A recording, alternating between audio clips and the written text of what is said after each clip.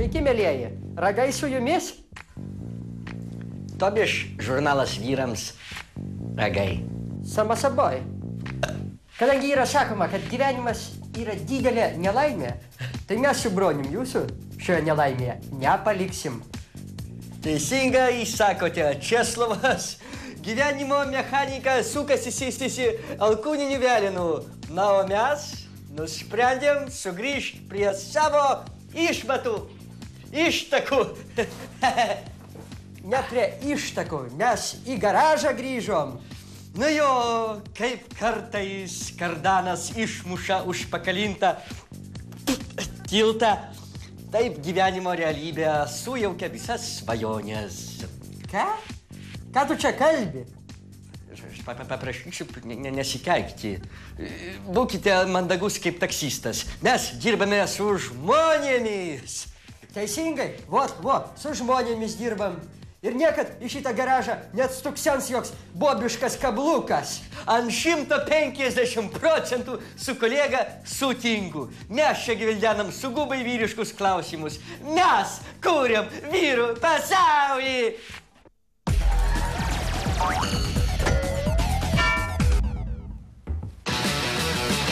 Labą dieną. Kas čia šeimininkas? Labą dieną, ponė, panelė, mažutė, kliuška. Čia mes abu šeimininkai. Ką norėjot pasikeisti akumuliatorių ar padangas? Pripūst, panelė, ponė vairuotoja. Mes pinigų neimsim. Galit susimokėti natūrą. Ne, aš nevairuoju. Aš iš elektros tinklų. Yra įtarimų, kad klastojat parodymus ir neteisingai atsiskaitote už išnaudotą elektros energiją. Kur jūsų skaitliukai? Ai, koja. Gal vis dėlto parodysite, kur jūsų skaitliukai? Gal leisite suteikti žmogui pirmąją pagalbą? Atrodote kaip graži moteris, elgiatės kaip paskutinė rozetė. Jo, jūs žlugdote smulkųjį verslą. Jeigu taip, mes uždarom garažą ir einam į darbo biržą. Jūs jau nepykit, bet jūs man į socialinius darbuotojus irgi nelabai panašus. Jo.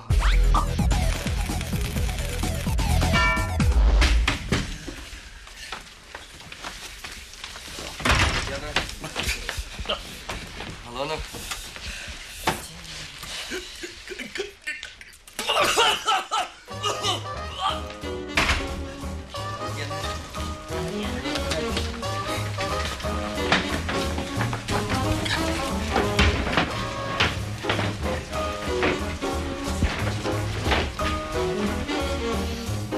Labą dieną, ponai bedarbiai. Labą dieną, tamsa.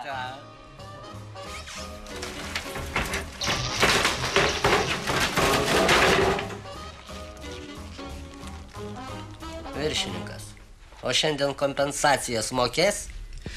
Mielas bedarbi, čia yra, atsiprašant, ne informacijos biuras, o darbo birža. Čia žmonės ateina ieškoti ne informacijos, o darbo.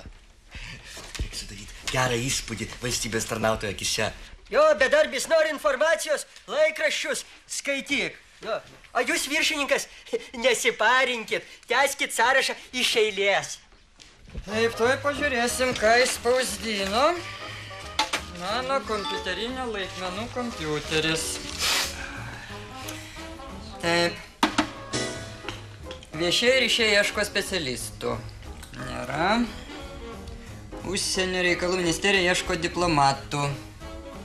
Nėra. Vaistinė provizoriaus. Inspekcija revizoriaus.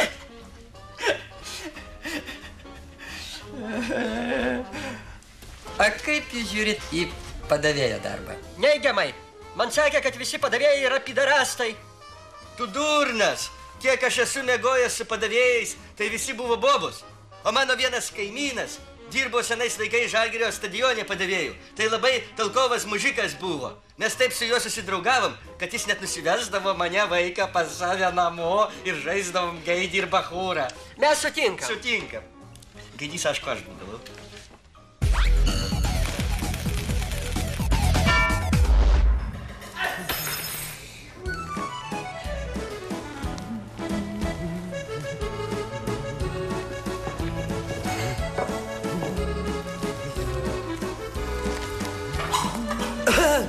Labadiena, mielas ponė, šitas stalelis yra užimtas, prašom nuo jo pasišalinti. Apleisti. Kaip užimtas? Restoranas tuščias. Taip bet skambino, kad ateis ir prašau išrezervuoti. O tai jūs, ponė, norit pasakyti, kad kai žmogai ateis, tai jūs paimsit savo stiklainiukus, buterbrodžiukis ir lėkštutės ir eisit prie kito staliuko? Aš prašau be vipendronų, ponas. Prašom sėstis ten ar kur nori. Na ir tvarkelė. Ir duokite, prašau, meniu.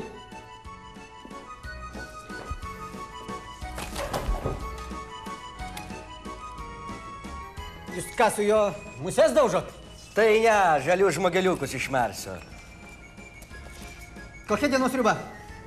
Kokia vakar sriuba buvo? Pieniška sriubytė. Labai gerai, jeigu sunkiai prakakojate. Neškite jautienos kepsnį, sriubos nereikia. Nėra. Tada uzbekiška kiaulienos plova. Ką? Plova, uzbekiška kiaulienos. Nėra. Tai ką jūs pasakysite, kas pas jūs yra?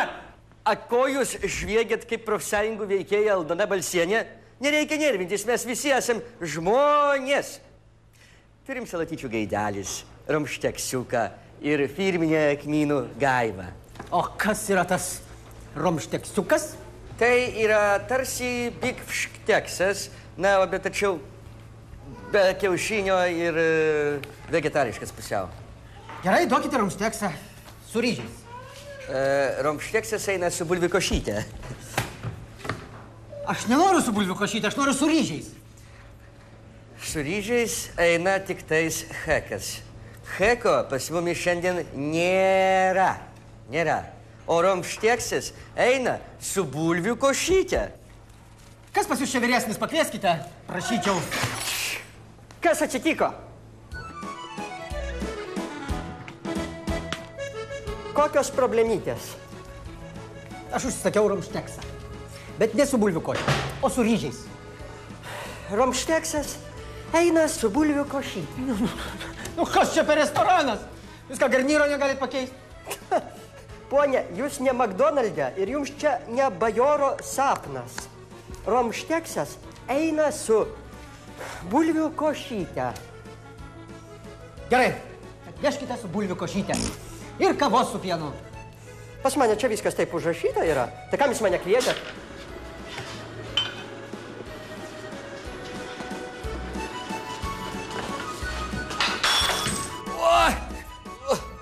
Oi, blemba. Ale ot kava visa neišsipylė. Matyt dėl to, kad šūkės laimę neša. Oi, tu blemba. Romšteksas. Padėk Dieve su Dievo pagalba jūsų romšteksiukas, prašoms. O kur aš įsipilsiu pieną?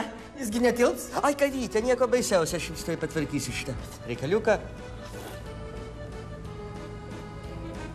Gerai, kad ten labai karšta. Žinote, šito jau per daug, aš sotus. Prašau, sąskaitą.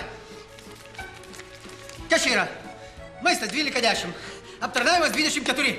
Čia už aptarnavimą arbatpinigiai. Čia jums, ponas, ne valgykla ir ne bajoro sapnas. Čia restoranas. Aš atsisakau mokėti. Jis atsisako mokėti. Atsisakot mokėti. Tai gal praeikime į mūsų administracinės patalpas, išspręsim tą klausimą. Prašom. O, malonu. O, girtuot, kaip Brad Pittas Fighting Club.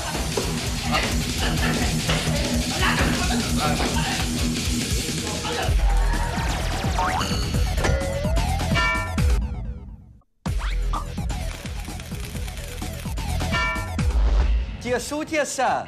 Tiesiausia tiesa iš visų tiesų. Kaip sako, kas nedirba, mielas vaikė, tam ir tekso duot nereikia. Kas nemelas, tas tiesa. Jūsų korespondencija. Mūsų laida gauna daugybę laiškų, štai vienas iš jų. Rašo mums mūsų nuolatinis žiūrovas Algirdas iš Antakalnio pašto Turniškių kaimo.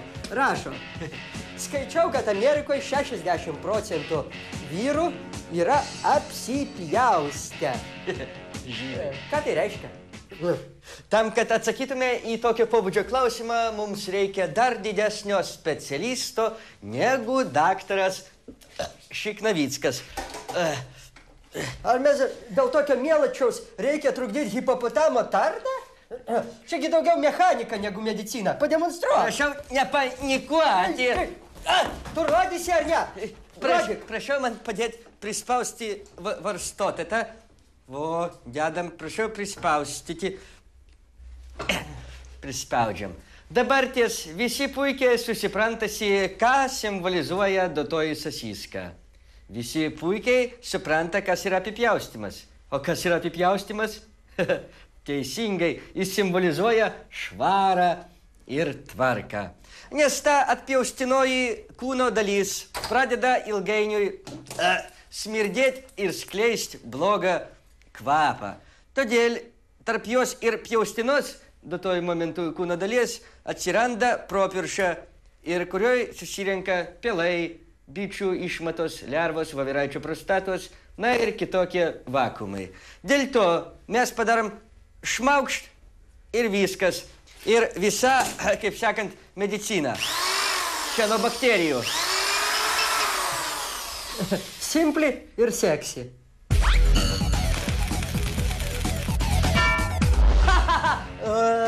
Dar vienas laiškas, kągi skaitome mūsų spaudą. Rašo mumis avia paštu gautas laiškas. Oi, mandrai. Mandravokai. Rašo Tūla, ponia ar... Panelė. Kvapa panelė Kazimiera D. iš Labanoro miško klausė, kaip jai pakabinti Adamkų. Nu, klausimas ne iš lengvųjų, bet ir į jį yra atsakymas. Pradėsim ne nuo atsakymo, o nuo patarimo. Tikro Adamko jūs nepakabinsite, nes nepraeisite pirmo apsaugos žiedo apsaugos. Taipogi antro žiedo pačios Adamkulienės. Liaudėje žinomas Adamkienės pavardė. Na ir be abejo, Baskervilių sabaka vilkšunis sargis, dydžio akimis kaip pagalvės sagos. Nu, labai didelės. Bet tai nereiškia, kad negalit pakabinti. Pademonstruosime. Štai pareina demonstracijos nenutrūkstamas realiam laike vykstantis procesas. Paimam objektą. Vienas, nuimam škurliuką, nusišypsom 3, žygiuojam prie vakancinės pas mumis dirbtuvėse besirandančios, atsiprašau, vinies. Ir kabinam mūsų Voldemarą. Pone Kazimiera, galite kabinti kiek norite. Visą Labanoro girią galite nukabinėti. Adamkaus portretai naikina pasiutlygės sukėlėjus ir parazitus ant 1 kvadratinio kilometro. Bet yra ir minusas. Pamatę prezidento portretą miške, gali samagono varinėtoją išsilakstyti po kitus rajonus.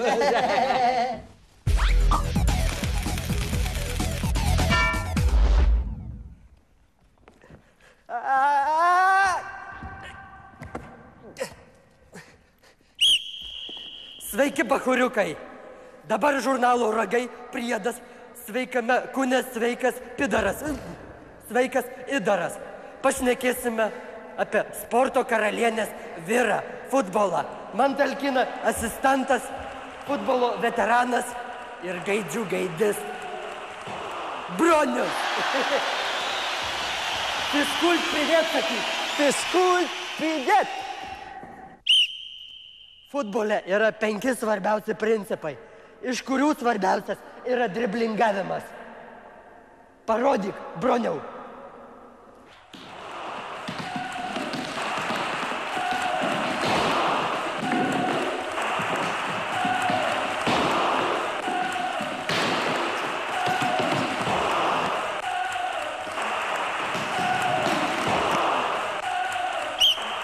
Pripažinkim, Broniaus, kad jūsų driblingas buvo visiškas šūdas.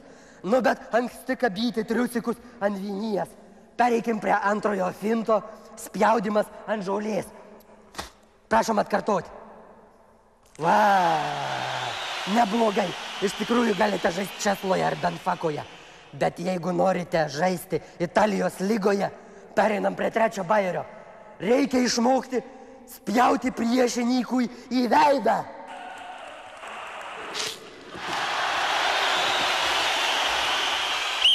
Va tokis yra futbolas. Už tai futbolininkai gauna milijonus. Dabar ketvirtasis principas. Futbole svarbu gera vaidyba. Jums reikia nukritus atrodyti taip, kad jums inkstus mušia, mentai sužvėrėja visą naktį. Prašau rodyti. Oluche, pirmin!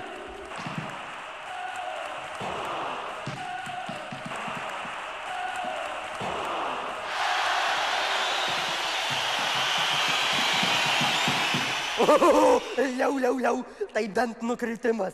Tu žinai, Oluche, kad tavim niekas nepatikėtų. Netgi tas plikis italas teisėjas, kur į Fantomasą panašus. Kelkis, Gaidy, parodysiu, kaip fintus rodyti.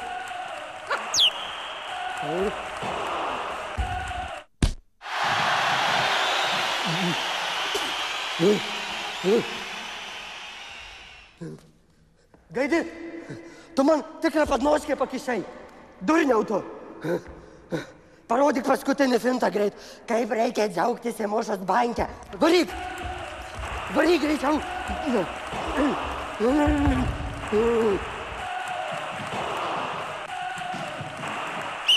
Viską, ką šiandien išmokom, yra herne.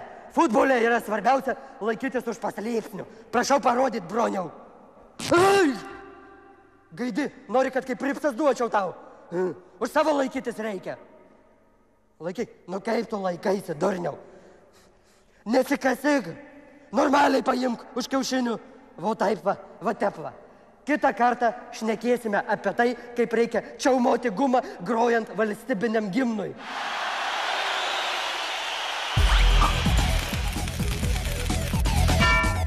Dar vienas klausimas, kurį iš tikrųjų man uždavė mano kolega Bronius.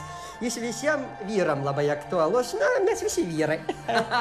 Aš prašau patylėti, jau žinau, apie ką jums šnekat. Jis manęs klausia, ką daryti, nes smirda mano kojinės. Ką daryti, kad jos nesmirdėtų, arba nesmirdėtų bent jau visiems. Nu, visų pirmiausia, jos nichera pas manęs nesmirda, o kvepia prancūziškų sūrimi ir kitaicų gamybos muilų, arba ta, atsiprašau, puer, karatra labai tinka ant pachmielo. Ne apie tai kalba, brangusis. Tavo problemai spręsti yra 3 būdai. Pirmas – plauti kojas.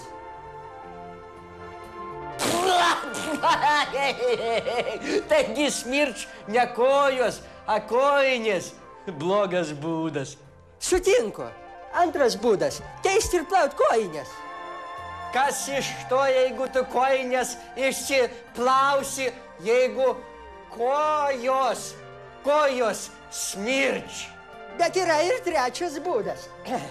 Apsirišti kojas celiofanu, bet kojas tuo metu nekvėpuos ir gali užaugti grybai.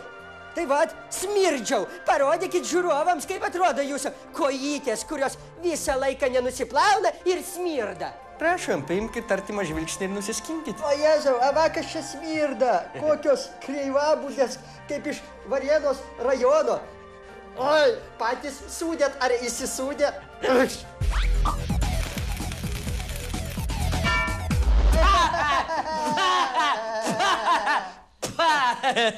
Vyrai, ta problema, kurią ką tik parodėm, jokia ne problema. Kai sako, akis dūmų, anosis smarvės nebijo. Ir ką tie grybai? Penicilinu dabar viskas pagydoma. Ne penicilinu, dabar jau doksiciklinas.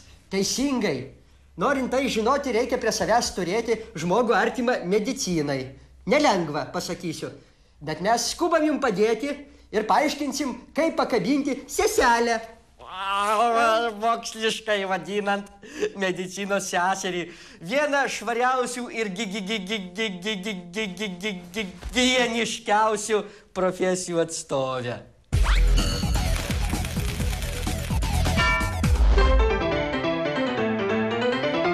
Norint įsimylėti seselę, pirmiausia, reikia lokalizuoti jų tankiausias susicilkimo vietas.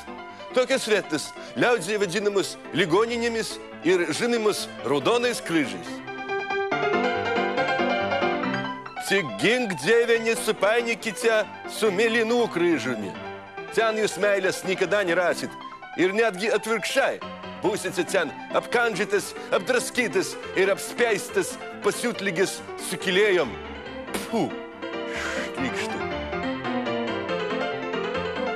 Mėly vyrai, kad ir kokią moteriškę bekabintume, visada norime išlikti vyrais iki galo. Iššokti savo pacinėlio šokį, šitaip demonstruojant savo privalumus ir gabaritus. Tačiau su seselė šitas fintas neišdegs. Seselės yra mačiusios ir didesnių gabaritų. Tam jos ir seselės.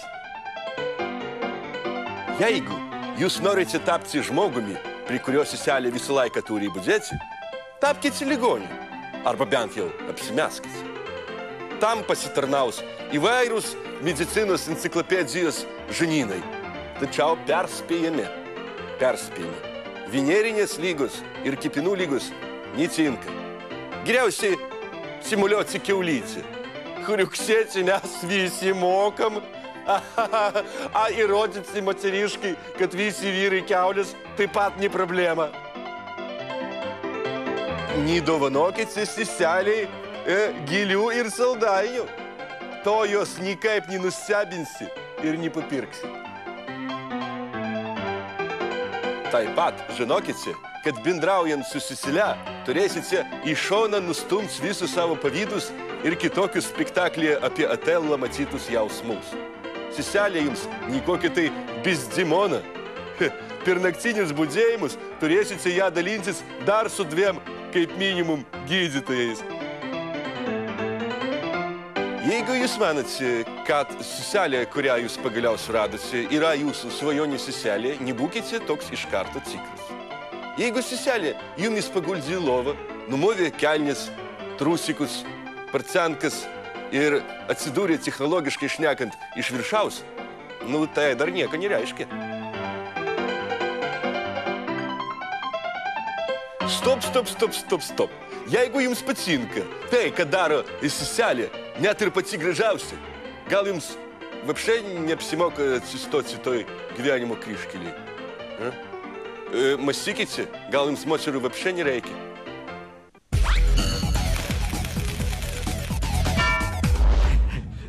Tai tiek šio vakaro Evangelijoje.